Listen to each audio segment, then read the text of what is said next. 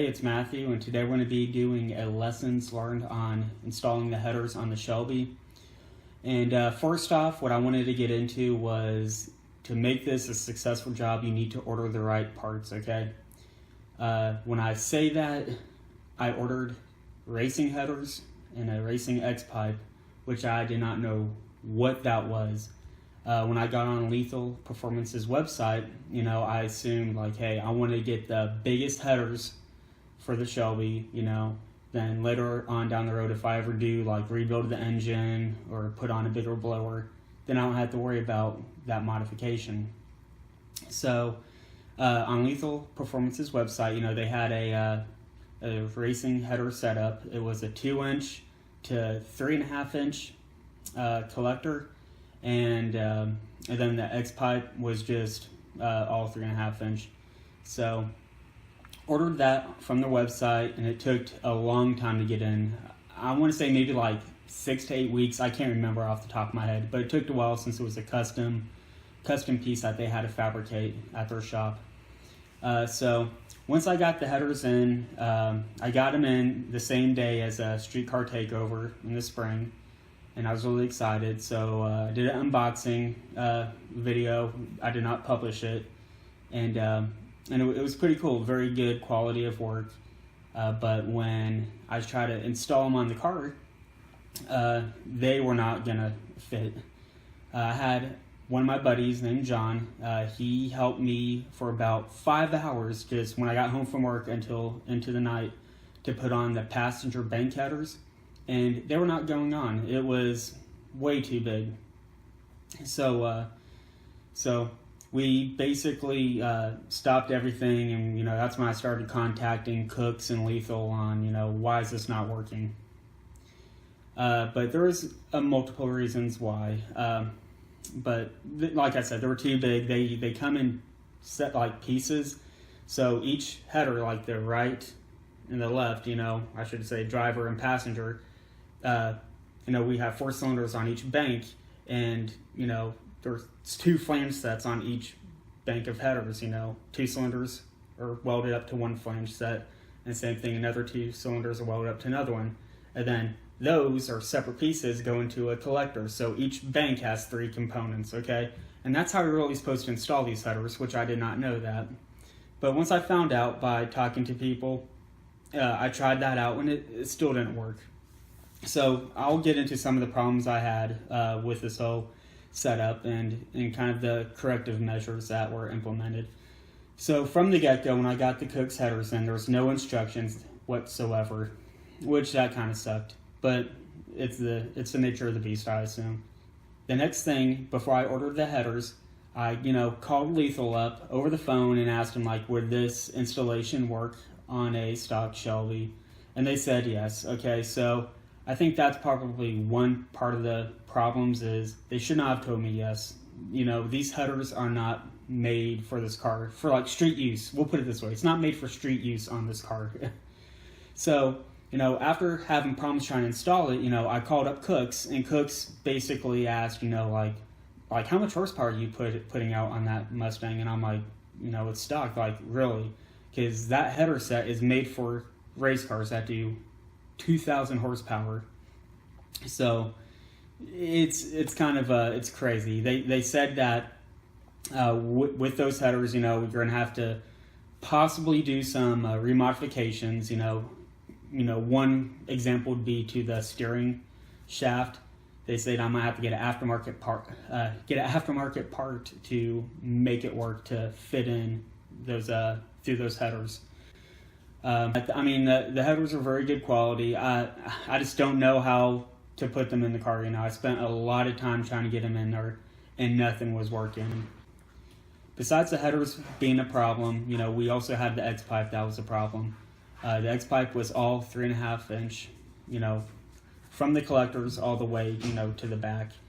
So, but on Lethal's website, they had it advertised or displayed as 3.5 inch to 3 inch. So in my mind, when I saw that, I'm like, oh, good. These are going to be able to fit up to the axle back part of the car, whether it's going to be, flush to it or if it's going to actually be inserted into it. But either way, that was the premise I had in my mind. But when I got the headers and found out that the ends were 3.5 inch and, there was no type of transition to go to the axle back, that raised a big red flag to me. But when I found out, that the X pipe did not transition, I contacted Lethal, and they were more than willing to resolve that problem because they knew I was trying to put it into, a stock Shelby. So they said that, they can take the X pipe back or ship it back to Kooks, and, they will install the transition piece. But I really didn't want to do that.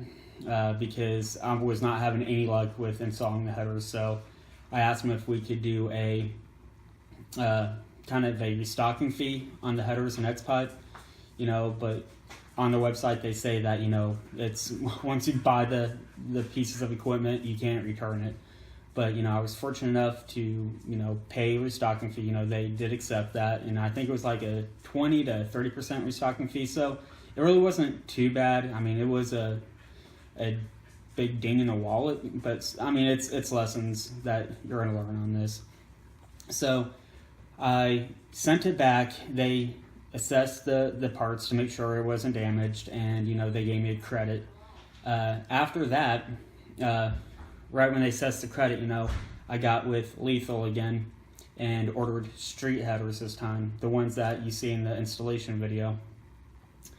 So those headers should have been, took about, I think, 3 weeks typically to arrive, since they should be prefabricated, but it took nearly 6 weeks. That was, some of the heartburn I had with that.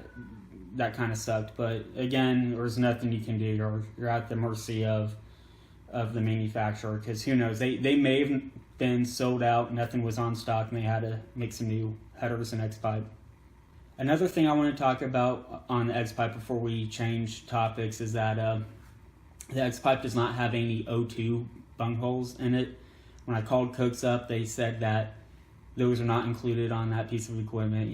That you don't need O2 sensors for a racing setup.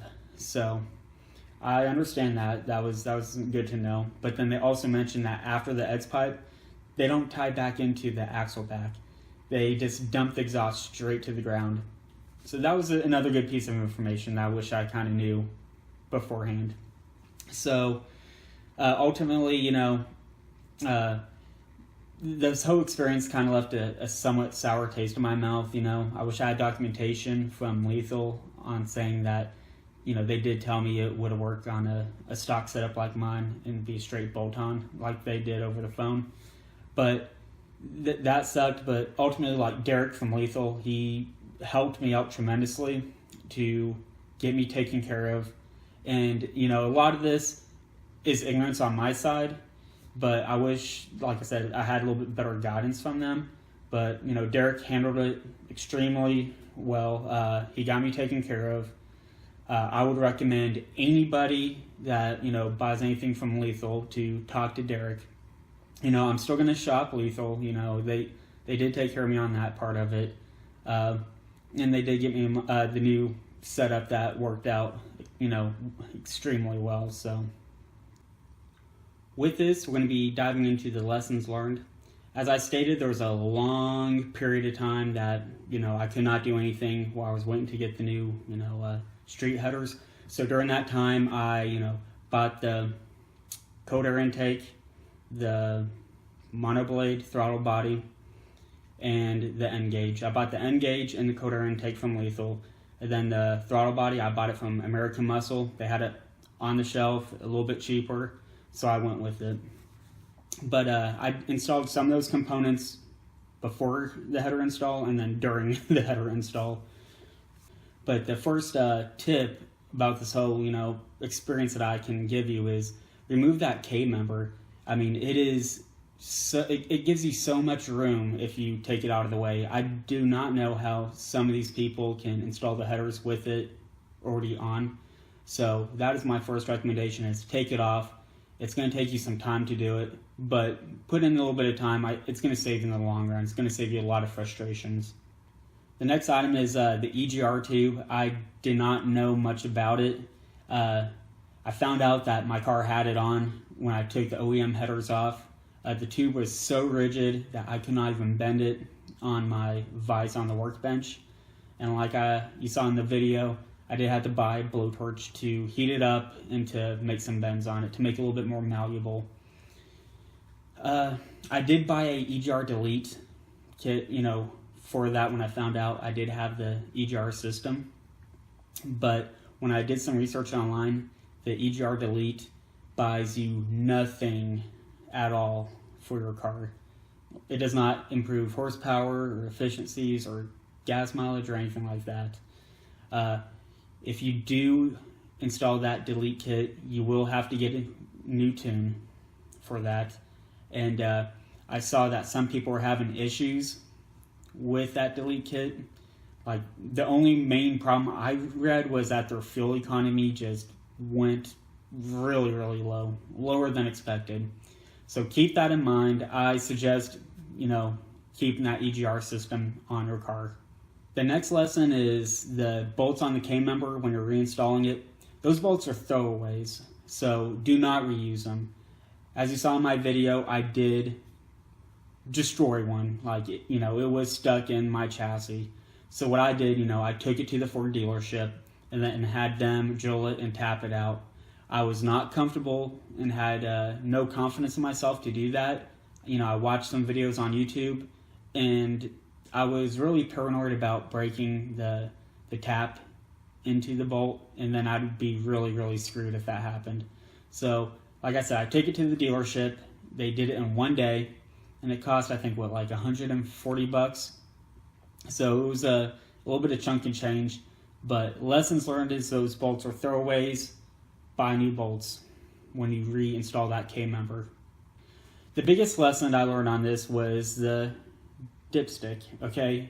Something so simple caused so much of a headache. I literally spent 5 to 6 hours trying to get that OEM dipstick back into the engine block. I even had my wife help me. We made minor bends, try to re-stab it in. Didn't work. We pull it out, make some adjustments, and try to stab it back in. We were very unsuccessful with that. And I read online that some of the guys mentioned about flexible dipsticks. And so I did quite a bit of research, and I pulled the trigger on that. And I bought the flexible dipstick, from Summit Racing, and it's called Locker dipsticks, like L-O-K-A-R. I might be mispronouncing it, but they have a lot of dipsticks for, GM, Ford products, pretty much anything. But on their website, they did not have anything quite for our Mustangs for a S197. But I did find stuff that looks like it should work for it. So I, pulled that trigger, like I said, bought it, and it worked out extremely well. It was only like $70. So I mean, it's money well spent. So I suggest on, buying that when you buy your headers. The other lesson, really not a lesson, but it's just some feedback, was the headers that I got from Kooks, the street headers. They did come with instructions. They were very vague. They leave out a lot of steps that I did in my video. So just keep that in mind, but it is a little bit reassuring that they did give you something, to kind of give you a general guidance to, install those headers, but they could be a whole lot more detailed. But some other tips I just want to let you guys know.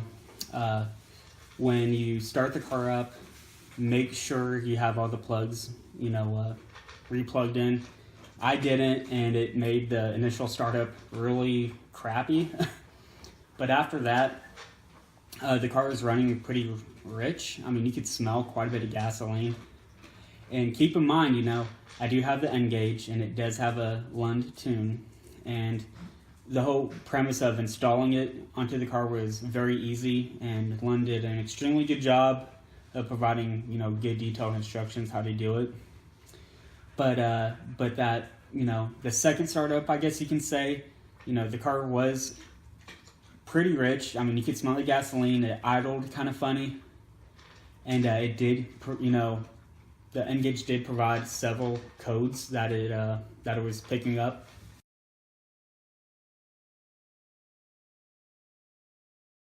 A lot of those codes were just saying that the car was running rich. So what I did was I informed Lund. He wanted me to do just, you know, I guess some data logging, which was pretty easy to do, you know, of the car at idle, and then just a free rev up to 3,000 RPM.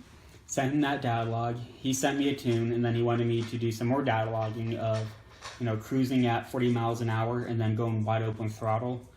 Sent him back that data log. He says everything looks good, and ever since he gave me that initial like retune, all the codes went away. So if you do have codes popping up and you are using Lund, or maybe just like any tuner that you're using, you know, contact them. They should be able to help you. But besides that, I mean, this project was good. I recommend, you know, anybody doing it. It is very doable.